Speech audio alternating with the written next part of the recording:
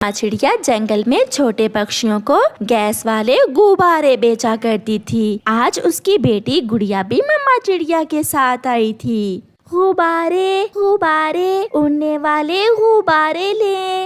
मम्मा अभी तक कोई भी पक्षी गुब्बारा लेने नहीं आया। बेटी हमें थोड़ा और आगे जाना होगा। फिर वो माँ बेटी थोड़ा और आगे जाती हैं। चिड़िया चिड़िया रुको, मुझे अपने बेटे के लिए 2 गुब्बारे लेने हैं। चिड़िया रुक जाती है। मम्मा मैं भरूंगी गैस गुब्बारों में। मम्मा मुझे पता है कैसे करते हैं। अच्छा बेटी आप भर लें। फिर गुड़िया गुब्बारा मशीन के पाइप पर लगाकर गुब्बारे में गैस भर देती है और कबूतर 2 गुब्बारे लेकर चला जाता है। कौवे का बेटा जग्गू कौवा भी वहीं आ जाता है। आंटी मुझे भी गुब्बारा दें। बेटा आप हर रोज मुफ्त में गुब्बारा ले जाते हैं, कभी तो पैसे दे दिया करें। मम्मा पापा ने कहा है वो आपको पैसे दे देंगे। आपके पापा तो 1 नंबर के झूठे हैं। चिड़िया कौवे को एक गुब्बारे में गैस भर के दे देती है, जिसे लेकर जग्गू कौवा भाग जाता है। मम्मा आप ऐसे झूठे पक्षियों को मुफ्त में गुब्बारा क्यों दे देती हैं? वो बच्चा है बेटी।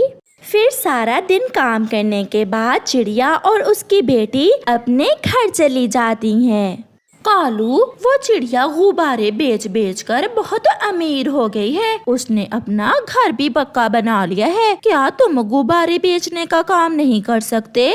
हाँ पापा, आज मैंने देखा चिड़िया आंटी के पास इतने सारे पैसे थे, तो फिर मैं आज रात ही चिड़िया के गुब्बारे और गैस भरने वाली मशीन चोरी कर लाता हूँ और कल से दूसरे जंगल जाकर गुब्बारे बेचा करूँगा। मेरा सुंदर पति, ये हुई ना बात।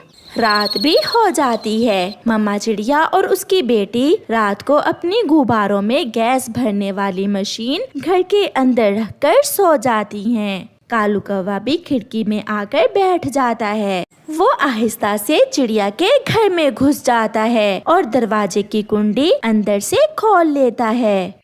यही है वो मशीन जिससे चिड़िया गुब्बारों में गैस भरती है। कौवा चिड़िया के गुब्बारे और वो मशीन उठाकर भाग जाता है।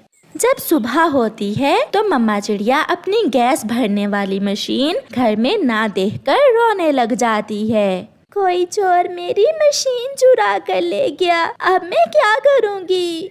गुड़िया भी उठ जाती है। मम्मा चुप कर जाएं, जो भी चोर होगा वो पकड़ा जाएगा। फिर वो माँ बेटी अपने घर से निकलती हैं। जग्गू तुम घर में ही रहो, मैं और तुम्हारा पापा बड़ी बोरी लेकर आते हैं और ये मशीन उस बोरी में छुपाकर दूसरे जंगल ले जाएंगे। मम्मा पापा जल्दी आना, गुड़िया की तरह मैं भी आपके साथ गुब्बारे बेचने जाया करूँगा। कोई उल्टी सीधी शरारत ना करना तुम। फिर गोरी और कालू घर से निकल जाते हैं। मिट्ठू मेरे गुब्बारों में गैस भरने वाली मशीन कोई चुरा कर ले गया है। चिड़िया बहन मुझे तो नहीं पता, आप कौवों के पास जाएं। घर में कोई भी नहीं है, मैं कुछ गुब्बारों में गैस भर के खेल लेता हूँ। फिर जग्गू कौवा एक गुब्बारा लेकर उसे मशीन के पाइप पर लगाकर गैस भर लेता है।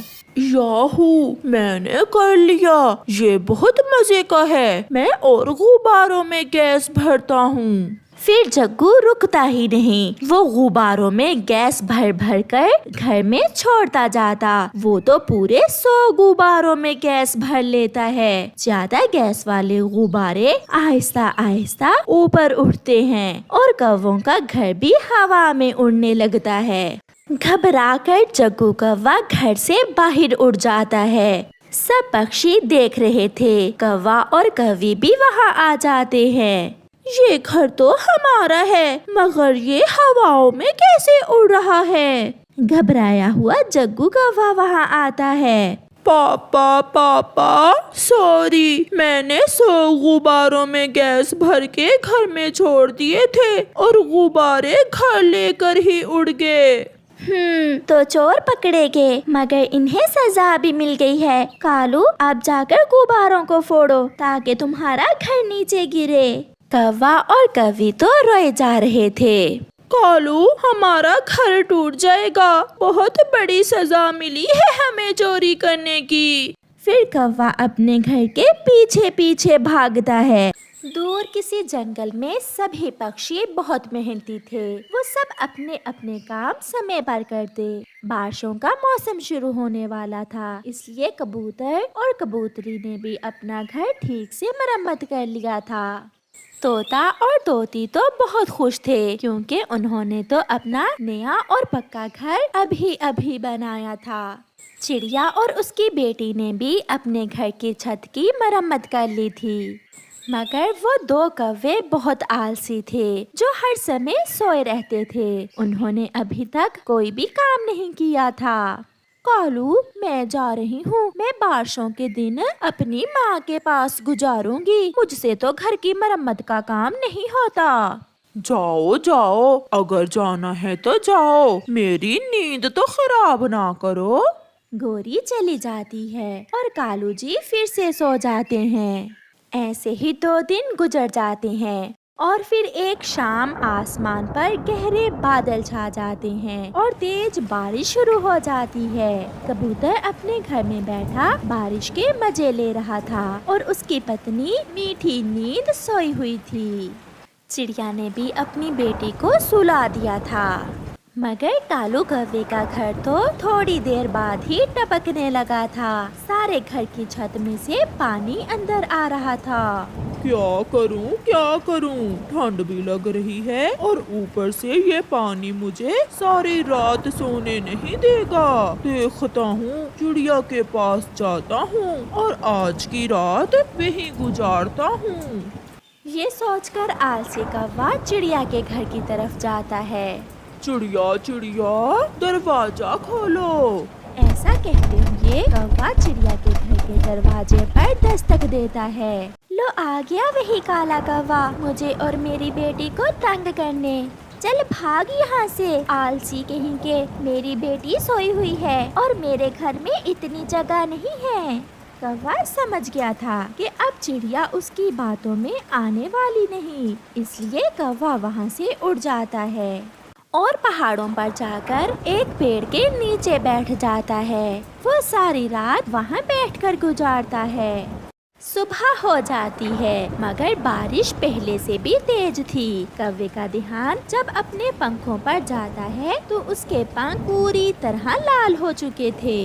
अरे, ये मेरे पंख कैसे लाल हो गए?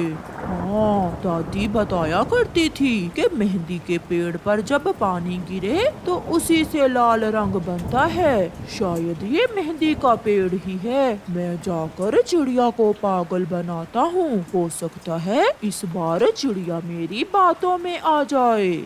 फिर कौवा भागा भागा चिड़िया के पास जाता है और खिड़की से जाकर चिड़िया से कहता है, चिड़िया चिड़िया, देखो तो मेरा रंग कितना सुंदर हो गया है। चिड़िया भी कौवे का रंग देखकर हैरान हो जाती है। वाह कौवे, तुम्हारे पंख तो बहुत सुंदर लग रहे हैं, ये कैसे हुए? जंगल में एक पेड़ है जिसके पत्तों से बारिश का पानी लाल होकर गिर रहा था। चलो मैं तुम्हारे पंख भी ऐसे ही कर देता हूँ। चिड़िया कौवे की बातों में आ जाती है। तुम मेरे साथ जाओगे तो फिर ही जाऊंगी मैं। हाँ हाँ, मैं तुम्हारे साथ ही जाऊंगा।